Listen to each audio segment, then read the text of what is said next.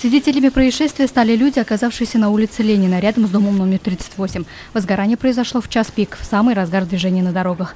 Среагировали пожарные и скорая помощь. Благодаря оперативности специалистов экстренных служб автомобиль удалось спасти от полного уничтожения. Основные места возникновения пожаров, по которым увеличится количество пожаров, это надворные строения и у нас являются транспортные средства. Основными причинами возникновения пожаров на транспортных средствах является короткое замыкание электропроводов, в основном в моторном отсеке. Два случая у нас получается по вине самих владельцев, то есть неосторожное обращение с огнем. Водителям хотелось бы сказать, чтобы они держали свои электропроводки в основном в исправном состоянии,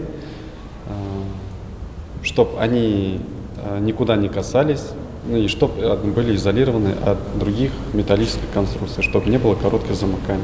Считается, что возгорание автомобиля – одна из самых опасных ситуаций. Материалы, из которых сделаны современные машины, плохо противостоят огню. Транспортное средство может полностью сгореть за несколько минут. По статистике, в большинстве случаев определяются несколько причин – механические и химические, а также пресловутый человеческий фактор. Больше половины случаев возгорания происходит по техническим причинам – из-за неправильной эксплуатации или установки дополнительного оборудования. Есть место и поджогам, и случаям неосторожного обращения с огнем. А потому автолюбители должны сделать соответствующий вывод и внимательно относиться к эксплуатации железного коня. Луиза Мустафина, Радмир Сингулов, Любовь Карпова, телекомпания СТВ.